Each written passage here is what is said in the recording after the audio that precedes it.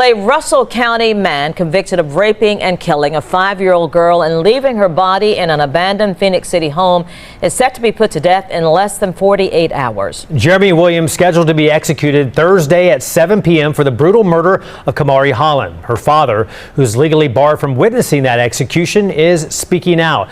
Newsletter 9's Gabriella Johnson joins us live in studio after sitting down with Kamarie Holland. And Gabriella, his daughter's killer will be put to death, set to be put to death in Atmore, Alabama, Thursday. What's keeping this father from being there and getting the closure he says he needs? 7 p.m., Holman Correctional Facility, Atmore, Alabama. A man is strapped to a gurney behind a pane of glass. Leather restraints across his chest, his arms, his ankles. In the room next door, witnesses take their seats. Reporters, prosecutors, a sheriff who drove hours to be here. One person is missing from that room, a father. The one person who arguably has the most right to be there. He's standing outside the facility instead, legally barred from watching the man who murdered his 5-year-old daughter take his final breath. By 6:16 that evening, Jeremy Williams will be pronounced dead. But this story doesn't start in that room. It starts 5 years earlier, with a phone call nobody believed, and a name that should have raised alarms almost 2 decades before that. Welcome to Crime Beyond the Shadows. To my loyal subscribers, I pray your families remain safe and protected wherever they are. And if you're new here, please subscribe and turn on that notification bell. Here we bring you the untold details of true crime cases, the facts others leave behind, and the truths that deserve to be heard. Today, we explore what happened to Kamarie Holland. Here's what you need to know before we begin. A mother reported her own daughter missing, and it later came out that she was the one who arranged for that daughter to be harmed. Kamarie Holland's mommy, and she wouldn't want nothing in the world but to donate her toys to another little child that was in need because she was a very healthy child. I'm a mommy, and I did not have nothing to do with this. She was my life. I lived for her daily. She was my only girl. I had 3 boys at her. The man responsible had already been connected to the death of an infant, years before Kamarie was even born, and would later confess to a second, decades-old rape and murder, one investigators hadn't even charged him with yet. He would ask for his own execution, and get it faster than almost any death row case in recent Alabama history. And Kamarie's father, the parent who fought loudest for justice, would be the one person legally forbidden from watching it happen. By the end of this video, you'll understand exactly how all 4 of those threads collided. Let's start at the beginning. Kamarie Holland lived in Columbus, Georgia. She was 5 years old. She'd just started preschool, and she was still learning to spell her own name. Her father, Kamarie Holland, had primary custody of her and her younger brother. Family members described Kamarie as sharp, funny, and full of personality. The kind of kid who made people laugh without trying. Her mother, 35-year-old Christy Marie Seipel, also known as Christy Hoskins, was a different story. Under a court order, she was only permitted supervised weekend visits. That restriction existed for a reason. We'll get to why that matters in a moment. Remember this, Kamarie was never supposed to be alone with her mother at all. That single fact will end up carrying more weight than almost anything else in this case. Now meet Jeremy Tremaine Williams. In 2021, he was 37 years old, living in the Columbus, Georgia area, and once owned a now vacant property in Phenix City, Alabama, just across the state line. Here's the detail that should stop you cold. Williams had already been investigated once before, connected to the death of a 1-year-old girl in Alaska back in 2005. No charges were filed. Not then. That's not the only one either. Years later, after his conviction in Kamarie's case, Williams would confess to a second rape and murder from decades earlier. A case investigators hadn't even charged him with. A known name. 2 prior red flags. And for nearly 2 decades, nothing. Hold on to that. We're coming back to it. December 12, 2021. Christy Seipel drives from her home in Columbus to see her children. Kamarie Holland allows the visit, He wants his kids to have some kind of relationship with their mother, even a limited one. Actor me. Here's a question for you. If you were Corey, knowing the restrictions existed for a reason, would you have allowed that visit? Drop your answer in the comments. I want to know. Phone records later reveal that Sipple and Williams were in contact the night before Kamarie disappeared. Something had already been arranged. Kamarie just didn't know it yet. According to court documents, Sipple agreed to let Williams have access to her daughter. They negotiated a price, starting at $2,500, talked down to $1,300. Williams never paid a cent of it. By the next morning, Kamarie would be gone. December 13th, 5:50 a.m. Christy Sipple calls 911. She tells police she woke up to find the front door open and her daughter gone. That same day, local news cameras capture her, visibly shaken, calling Kamarie the sweetest girl in the world. She says her daughter was so innocent, so smart, she was perfect. Investigators believe her, for now. By that night, deputies in Phenix City find a body inside an abandoned house, the very property Williams once owned. It's Kamarie. Cause of death, strangulation. Williams is arrested within roughly 24 hours, tracked to a nearby motel.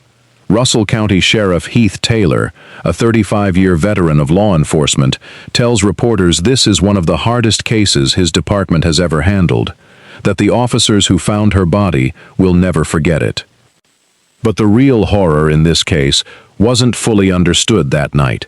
It would take 3 more weeks for investigators and the public to learn exactly what Christy Sipple's tearful interview had been hiding. 3 weeks after her performance in front of the cameras, a warrant is unsealed. According to that document, Sipple didn't just allow Williams near her daughter, she negotiated the arrangement herself, in exchange for money. Sipple is arrested at a gas station. Kamarie Holland's response is immediate, and it's not measured. Christy is a monster, he tells reporters. A real mother protects and would die for her children. Quick question for you. Have you ever had a gut instinct about someone that turned out to be completely wrong in either direction? Let me know in the comments below. The case goes to trial in 2024.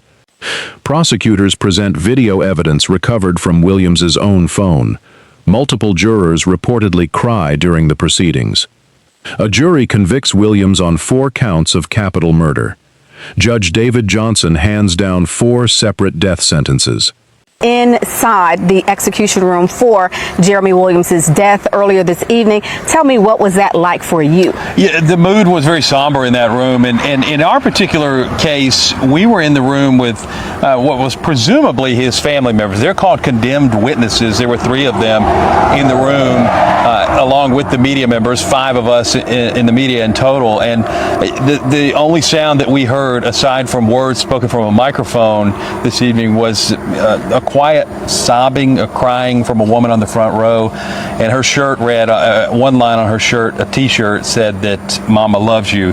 So you can infer what you will from that, but it was a somber setting, and there was as you'd imagine, the curtain opens and there's Williams. He's already strapped to the gurney by the time we came into the room. Did he look over at you all? He did. He looked right at our window as the curtain opened, and that could be because it was the only curtain they opened at that time, but also they may have told him, hey, your loved ones are through that window there in viewing room C we were in, and he looked directly at us, and so from that point forward it moved pretty quickly. The death warrant was read by the execution team.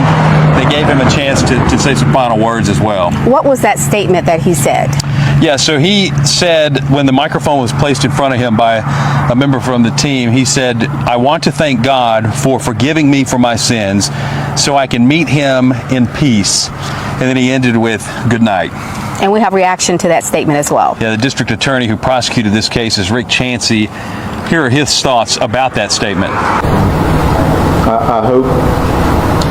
I hope he is able to have peace and have forgiveness. But it'll take me dying to get over what I've seen. So maybe one day I can have peace after what I've seen. Maybe he does now. When you heard him there talk about Kamarie Holland didn't get the chance to die in peace like Williams did tonight, and had some very strong feelings about this. Christy Sipple, meanwhile, pleads guilty to sex trafficking. Her sentence, 20 years. 20 years for selling access to her own daughter to the man who killed her. It's a number that, to this day, leaves a lot of people following this case deeply unsettled. The execution of Phenix City child murderer Jeremy Williams is scheduled in about 24 hours. Inside an Alabama prison, Williams brutally assaulted and killed 5-year-old Kamarie Holland in December 2021. Our Chuck Williams has been covering this story since December 13th, 2021. He has this story. Jeremy Williams told Russell County Sheriff's investigators that he had abused another girl 20 years earlier. Lieutenant Brad Evans went to work. He located the girl, now a young woman, and called her. I was the most humbling experience I've ever had. I'm chills now. She disclosed to me on the phone because she's out of state, and she disclosed to me what happened. And I was the first person she ever told. Evans didn't stop there. It was, okay, let's see what we can do to get you some help and get you to start processing this. The woman is scheduled to be at the execution Thursday evening in Atmore, Alabama. District Attorney Rick Chancey is going to Atmore, though by law he can't witness the execution. They're going to be there, and my office and the sheriff's office is really all they know from Alabama.